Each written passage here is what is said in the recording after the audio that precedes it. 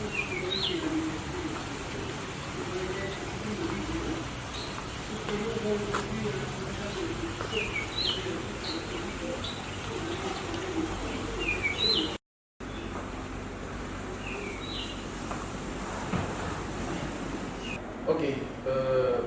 chers téléspectateurs, je vous salue. Vous savez par quelle heure vous nous suivez. C'est votre émission que vous avez l'habitude de suivre chaque dimanche avec une diffusion les lundis. C'est de nous Ngombe qui ressort aujourd'hui, une dame qui a besoin de nous parler d'elle et de ce qu'elle fait. Je ne vais pas perdre le temps à parler beaucoup. Je vais vous présenter mon invité d'aujourd'hui.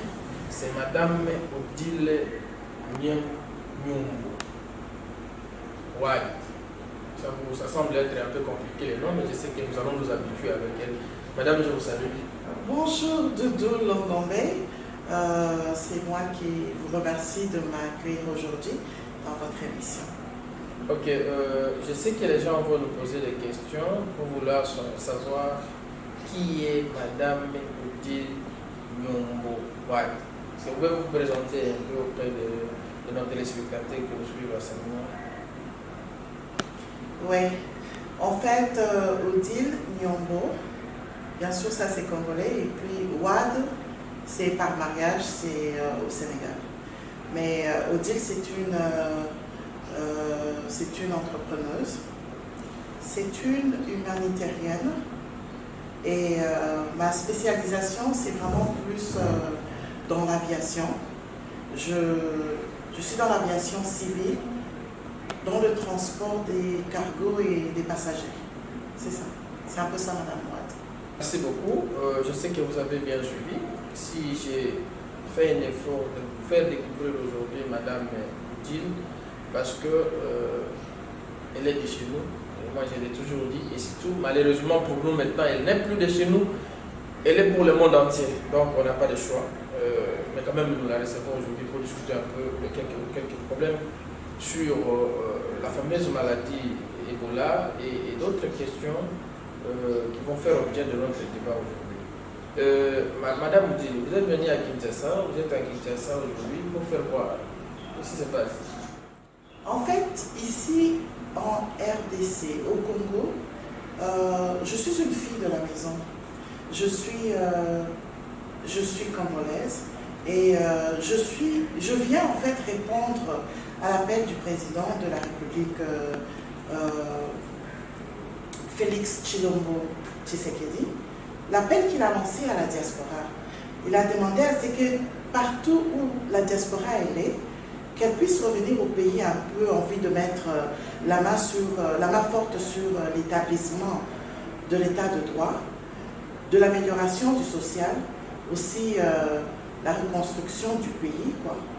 Et moi, personnellement, je vais me lancer dans les secteurs de l'aviation, dans l'agro-business, dans l'éducation des jeunes, comme dans la formation professionnelle, ainsi que, bon, on a aussi l'égalité et la diversité de genre, ainsi que la sensibilisation en vue d'éviter la propagation du virus Ebola un peu partout.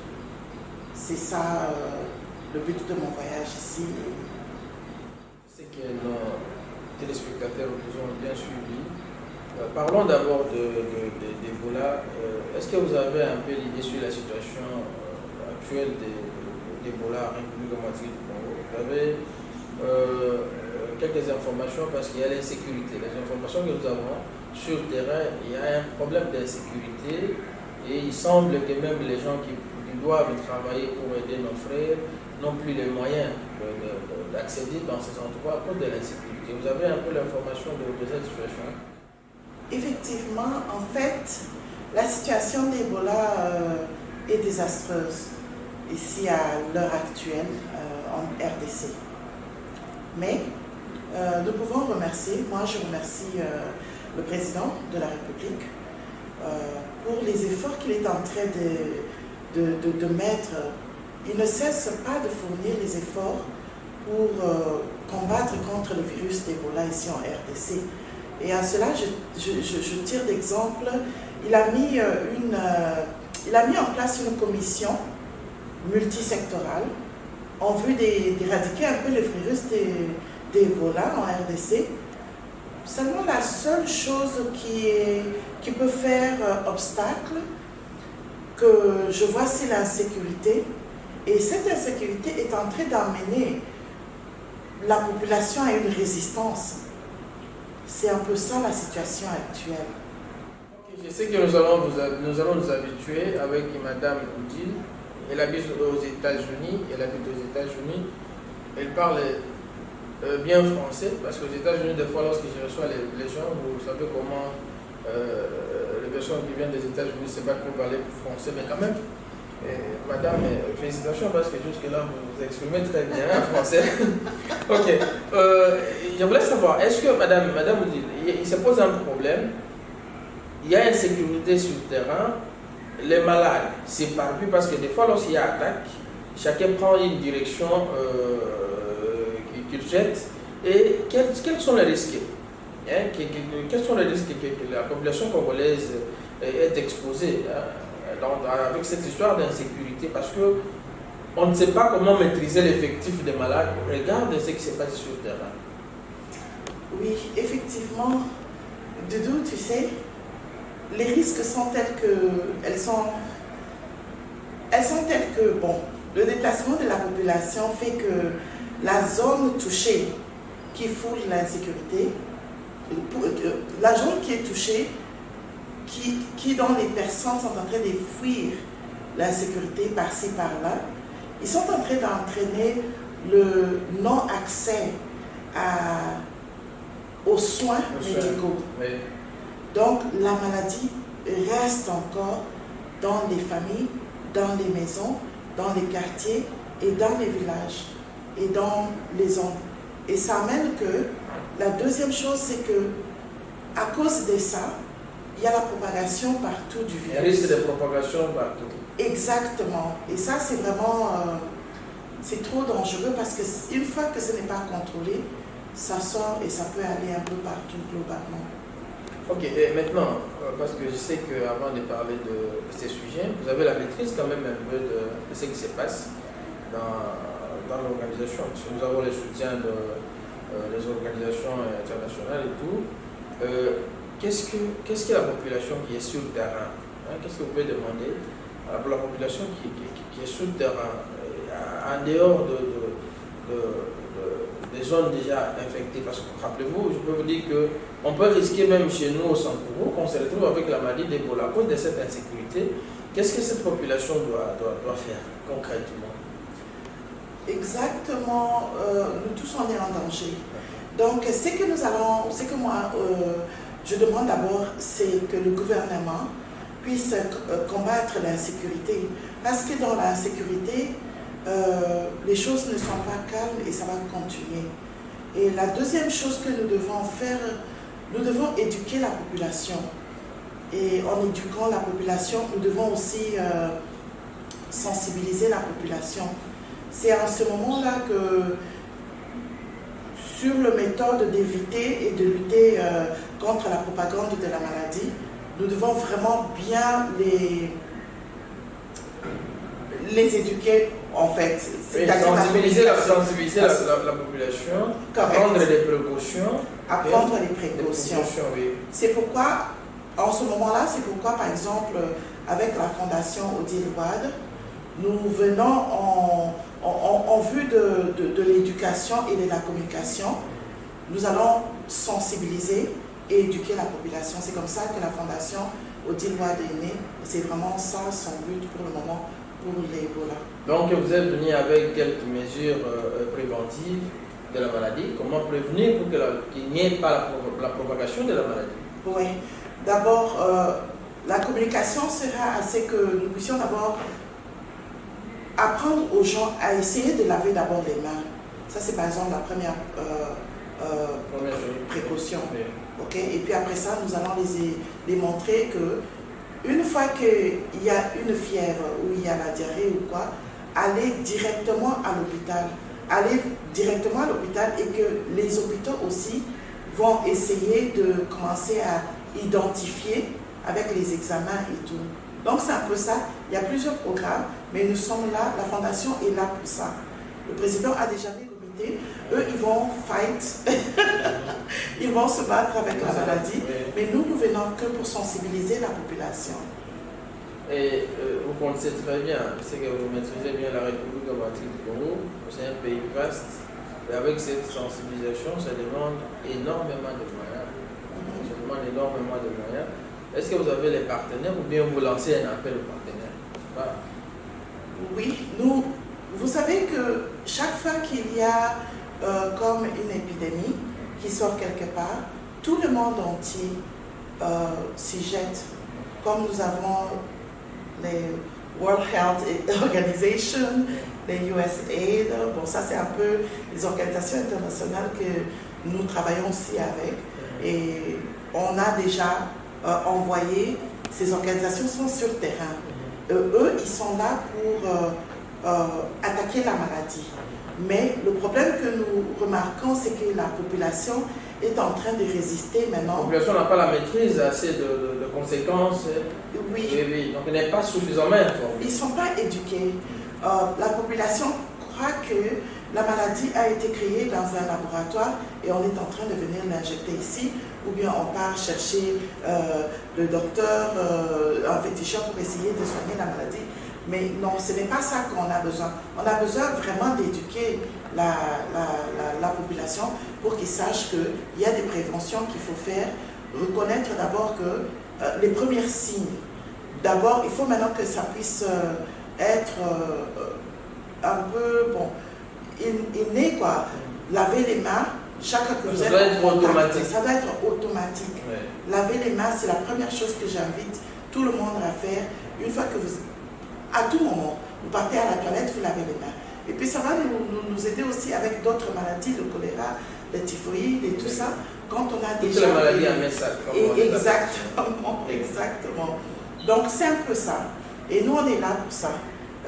Si on a des fonds, oui, on a des fonds et aussi nous invitons nos investisseurs. Comme vous savez, le président était déjà venu aux États-Unis et il nous a demandé à ce que nous puissions faire partenariat avec que les Congolaises et les Congolais puissent faire des partenariats avec les investisseurs étrangers, comme aussi avec les investisseurs congolais pour pouvoir investir dans notre pays.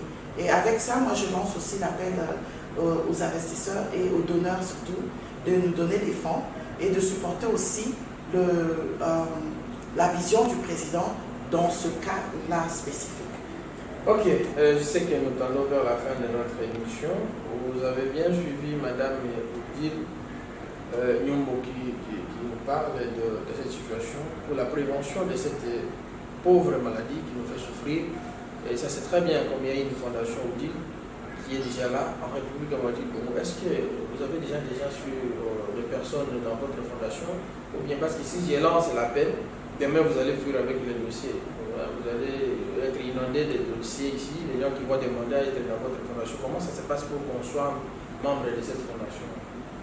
Bon, nous avons notre site et les gens peuvent partir à notre site. On travaille aussi avec le docteur Bokenge qui a aussi... Docteur Bokenge. Bokenge. Oui, Théophile Bokenge. Okay. Il a combattu Bon, c'est un expert en Ebola qui a combattu l'Ebola à Mbandaka. Et avec ça, on va vous donner tous nos numéros. On va afficher ça sur l'écran. Notre website, notre site. Oui. Ok. Et tout le monde aura accès à nous. Et vraiment, le contact est là. Ok, merci. Merci beaucoup.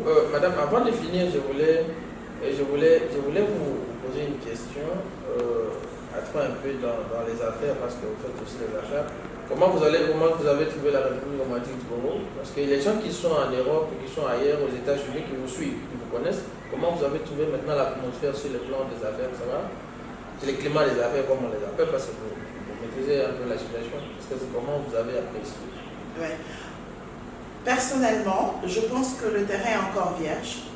J'invite tous les investisseurs de venir et tous mes frères et sœurs congolais dans la diversité, c'est-à-dire ne choisissez pas seulement une région ou l'autre pour investir. Moi, je suis dans l'agro-business. Nous devons avoir la nourriture à manger à gogo et aussi vendre ailleurs. Nous avons besoin de nos propres poulaillers pour pouvoir feed, nourrir toute la population. Et je vois qu'il y a beaucoup de terrain. Vraiment, l'état d'investissement est là. J'invite tout le monde, surtout la diaspora congolaise. Ma base est à Atlanta, donc j'invite tous les gens d'Atlanta, tous les gens des États-Unis, de l'Europe, de l'Asie, de vraiment venir et de vous retrouver ici. De toutes les façons, vous le savez bien que là-bas, on n'est pas chez nous. Donc, le fait que nous ne sommes pas chez nous, nous avons un chez nous. Vous pouvez porter toutes les nationalités qu'il faut, mais chaque fois, même pour avancer dans l'échelle, comme chez nous on dit dans le corporate America, il y a toujours des bâtons dans les rues. Alors ici, chez vous, personne ne peut vous mettre les bâtons. Personne ne peut vous dire que you're not home. So I'm welcoming everybody to come and invest in your own place. Home is home. C'est ça que je dirais un peu. Ok, je sais que vous allez laisser un petit message en anglais, je vais vous laisser faire ça tout de suite. Et je voulais revenir sur le secteur des affaires. Vous dites que vous êtes dans l'aviation. Je vous informe que pour quitter Kinshasa vers les Sankourou, c'est comme un billet vers aller-retour, vous payez, c'est plus cher qu'en Belgique. Vous comprenez déjà comment la situation se présente. C'est-à-dire que si vous voulez payer, parce que c'est $450 et aller-retour, vous payez pratiquement $900. Kinshasa, Sankourou, dans un même pays. Est-ce que dans ce secteur-là, vous allez vous investir aussi un peu pour voir comment alléger un peu la situation en République démocratique du Congo? Ici au Congo, ce qu'il nous faut d'abord, je dirais que nous avons besoin de la compétition. Dans la compétition, quand il y a la compétition, on a l'excellence. Et pour l'aviation, nous avons d'abord essayé de faire quitter le Congo du blacklist européen qui fait que ça nous limite un peu d'avoir des compétiteurs excellents. Comme je travaille avec une compagnie excellente aux États-Unis et on est number one, j'invite tous les compétiteurs de l'aviation ici au Congo pour venir investir ici en RDC. Comme ça, quand il y a la compétition, il y aura des prix bas. Et nous allons aussi arranger les aéroports pour que nous puissions créer cette facilité d'amener les avions beaucoup plus nouveaux et enlever les cercueils volants en fait. C'est ça mon but. Ok, merci beaucoup. Peut-être je pose la dernière question. Madame, est-ce que vous pouvez lancer un message envers nos frères, surtout nos sœurs qui sont en Europe, qui sont partout ailleurs, aux États-Unis, partout dans le monde, pour qu'ils reviennent d'abord au Congo et vous allez commencer à les faire en anglais, parce que vous parlez bien anglais. Vous le faites en anglais, d'abord pour Ebola, et vous faites un petit message pour Ebola en anglais, pour la prévention, comme vous l'avez dit, et les deux, vous allez faire pour le climat des affaires en République démocratique du Congo, comme vous venez de faire en français, vous pouvez le faire en anglais. Contact with Ebola. You see your children when they are having this fever, hurry, go to the hospital. As soon as you see the child, as soon as you see your husband, as soon as you yourself see that you are not feeling good, please, Ebola is all over. We need to go ahead and start to find out where is Ebola. We need to find out where is Ebola, found it and take it out of our community. We are fighting just for our children. As a mother, I'm calling out to you people. You are the one to find out where is Ebola right now. Let's find out where it is and fight it back. Étant qu'une mère, les mamans, je vous demande de vous mettre debout. Bottez les mains. Nakati abo moko, tokoki kobula, to gagner Ebola. Ok? komona mwasi mwana nangai et tant que maman naza komona mwana ngai aza kosouffrir même na kati ya kosukosu esalaka nga motema pasi ok namonaka kaka ke kosukosu wana eyepa na nga mpo mwana abika. Mais en ce moment ici Ebola est en train de tuer bana na biso bamibali na biso na biso moko. Alors étant que mère vous êtes les premiers yeux des médecins nazali kotinda défi assez que ba maman bolamuka botala qu'est-ce qui se passe dans votre maison, dans votre quartier, dans votre village, dans notre pays. Nous pouvons faire sortir Ebola d'ici et gagner cette bataille. Merci. Ok. Je n'ajoute rien. Vous avez suivi le message de Madame Moudil. La seule chose que je peux vous dire, c'est une entrepreneuse qui est venue des États-Unis. Elle est venue nous visiter en République Congo et habiter avec nous parce qu'elle va investir ici. Elle va faire tout ce qu'il faut pour que notre pays aille de l'avant. Donc elle vient contribuer, comme le chef de l'État l'avait demandé, de mettre la main dans la pâte. Elle est venue mettre cette main dans la pâte pour que le Congo aille de l'avant. Madame, je vous remercie. C'est moi qui vous remercie. En tout cas, Doudou, merci beaucoup. Merci aux chers téléspectateurs. Vous avez suivi l'émission Allo Sango. Vous avez l'habitude de nous suivre lorsque nous parlons de chez nous. Aujourd'hui, nous avons parlé de l'international. Il faut vous habituer. À la prochaine.